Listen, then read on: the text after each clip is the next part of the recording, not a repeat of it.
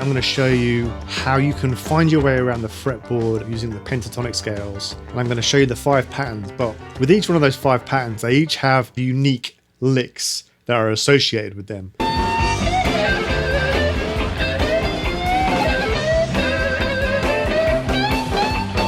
Alright, so if you look on the screen here, I'm just going to show you a couple of the hot zones on the pentatonic scale, and this is the places where all the classic kind of archetypal licks will be.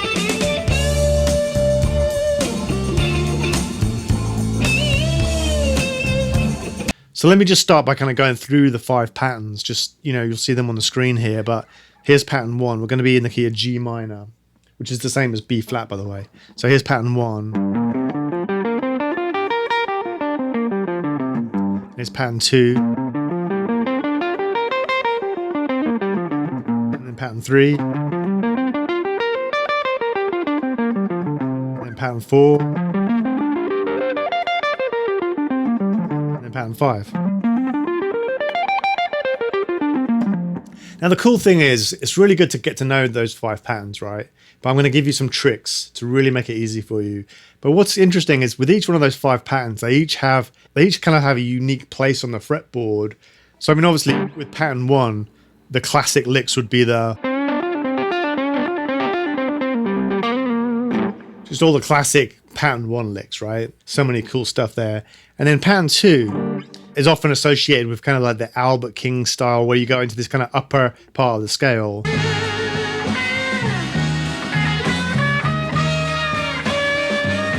Some people even call it the upper extension of pattern 1, and it's got these. It's got all these kind of cool bends in that scale, right? And it also contains this little sound there, which is really useful sound. And then pattern 3, the lower part of it's really great for riffs. You know, like it's got that kind of like, it's perfect for creating riffs, right? There's so many riffs based around that little part. And then the upper part of that pattern, it's really good to get to know pattern 3, because the upper part of it is associated with B.B. King, and this thing is a little bit more complicated, but this is where it lives, right? So if you play the whole of pattern 3, you've got... Now this little part here, that's where B.B. King played a lot. Now, here's the thing though, what's really clever about B.B. King is he didn't really think of it as pattern 3. Who knows exactly what he was thinking of, but he would basically be using this position, but he would mix major and minor tonalities together really, really seamlessly to make these amazing, beautiful melodies. So he basically kind of created his own scale that was a combination between the minor sounds and then the major sounds in the same area. And basically, he would move in and out of major and minor sounds right here. But the thing is, because it's blues, the basic kind of foundation of it would be based around, you know, your root right there, and then the minor third, the pentatonic scale. But if you want to get the BB sound, he would be adding in these.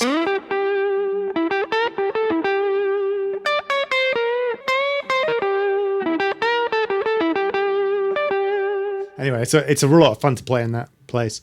And then pattern 4, there's a lot of cool licks based around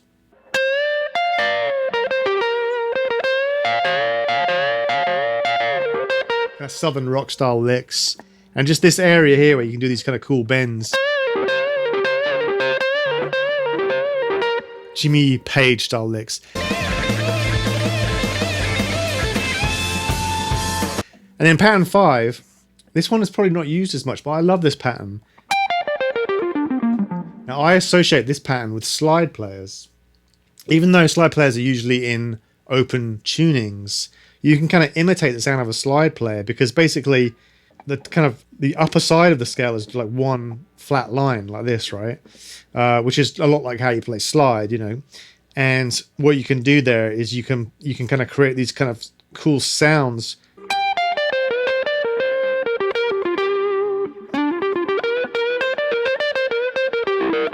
by kind of bending the notes a little bit. Now, one thing I would say as well is when you're playing pentatonics, never think of it just as the pentatonic scale. It's really just a fingering that's convenient, that gives you basically your root, minor third, fourth, fifth, and flat seven. But every other note under your fingertips is up for grabs too, right? You can move in and out, and there's so many kind of cool notes around the pentatonic scale. You can add in a second right here. You can add in a major third just by doing a bend. And then you can, of course, add in the flat five. And then you can add in a natural sixth. And, anything you want, right? So you can turn your pentatonic scale into... You get all kinds of interesting sounds. And you can do that with any of the 5 patterns. And basically, I'm going to show you how you can map that out really easily. Let's just talk a little bit about some really interesting stuff in there. So if you think about it, the pentatonic scale is a kind of a matrix of 5 notes. So you've got the root, flat third, fourth, fifth, and then flat 7 right there. And then basically it just repeats. So the next octave starts here, and then you go through the same thing. So it's just kind of like a matrix of 5 notes that repeats over and over. Each different pattern is kind of like a mode of that, because the relationship of the notes changes. So for example, in the scale, you've got a combination of this interval here, which is a minor third, and we'll call that a stretch. And then you've got this interval here, which is a second between 2 notes. It's just a step. It's like going up a kind of a scale step. So everything in the pentatonic scale is either a stretch or a step. And then, beyond that, the other things that happen in the pentatonic scale is sometimes you'll skip a note like this, like go between these 2 notes. And then sometimes you'll just do a jump where you'll kind of jump into a different position, or jump from one scale to the next scale. So basically you got stretches, and then you got steps. And here, this little area here is kind of a magic area. I call this the box. And this area where there's like 3 steps is where a lot of the magic happens in the pentatonic scale.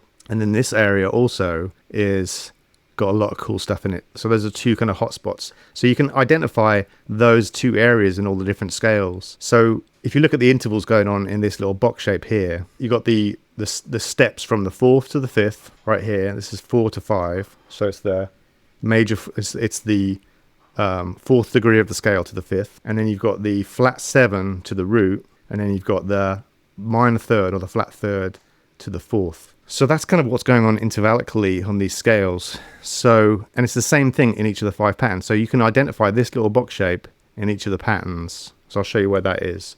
If you look here in pattern 2, that same box is right here. Now, the reason it's a weird shape like that instead of just the box here is because everything on the guitar, when you cross between the G string and the B string, you're going to shift everything up by 1 fret because of the way the guitar is tuned. So basically these notes here and these notes here are the same notes but an octave apart. And a really popular run that a lot of guitar players do is they'll kind of run through this little box here, and then they'll jump up into the next position and go into this box here. So for example, if you're in the key of G minor, this pattern would start on fret 3, and then this pattern starts where this one left off. So this pattern will start on fret 6. So you'll basically jump up from this little box shape and run up into this little box shape here. And that's a classic kind of run that a lot of players do. And then if you look at the next pattern here, so this pattern will start on fret 6 right here. This pattern starts where this one left off, so that will start on fret 8, and there's the box. So it's the same notes. You can see the root is right there in the middle. And then if you go into the 4th pattern, you can see the little compensated boxes right here as well. Same notes. You can see the root there is right there in the middle. So it's that 3 steps little box. The 5th pattern's a little bit different because the box shape is actually here and here, and it's kind of cut in the middle by the long stretch right there. So now you kind of know where all those are. Now basically a lot of the runs are in this little box shape here, right? But really the magic happens in this little area here, because when you're playing right there, you've got an infinite amount of bending that can happen between this note and this note. If you look at the intervals in the scale, you've got your root, which is like, your starting place. Then you've got your minor third, which is kind of the heavy note. But it's also in the pentatonic scale, you can create all kinds of tonal interest by the way you treat this note. So I'll go up an octave here. So there's the root. So this is the minor third. And you can basically, in so many blues licks, what makes it interesting is when you start to treat this note with either bends or slides, bending in from below, bending in above, or using hammer-ons.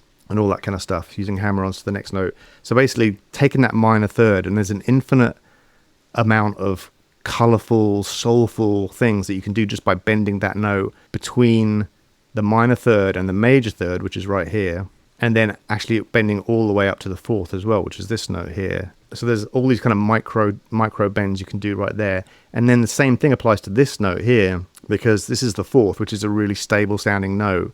But if you bend it up a little bit, it takes it to the flat 5. And the flat 5 is actually the blue note, right? So the blue note is this, it's got this kind of tension on it. You know, there's again, loads of cool bends and pre-bends and releases and stuff like that. And then if you bend this up a whole step, it takes you to the 5th, which is right here as well. So basically this area here, which is the end of the box, it's the last step of the box, is kind of this harmonically complex area where you can treat all the notes and you can bend them and stretch them and slide them. So basically there's this area here where essentially you can almost kind of make it chromatic, where any fret is fair game, but obviously the pentatonic notes are the starting place. But you can treat any of those notes, and particularly this one, the idea of like bending up to the major third is crucial in blues. That's what gives the scale its nature, whether it's really minor and that heavy sound, or whether it's major and has that kind of brighter sound. And all the dissonance happens right here between the flat third. So let's just look at what the hot zones are. So essentially this is the basic kind of starting place for most licks. This area here in pattern 2, this is kind of where Stevie Ray Vaughan and a lot of players use this. They call it the upper extension, but a lot of players also associate that with Albert King. This is the Albert King box right here, and it's this area here where all the magic happens, right? There's your minor third to major third, there's your 4th to flat 5th, and all these amazing bends can happen right there, and it's all right on the first string. So just, you know, you can just do all these cool bends right here, bending right up, making all these amazing sounds. And then this area here in pattern 3 is often associated with B.B. King, like the B.B. box, right?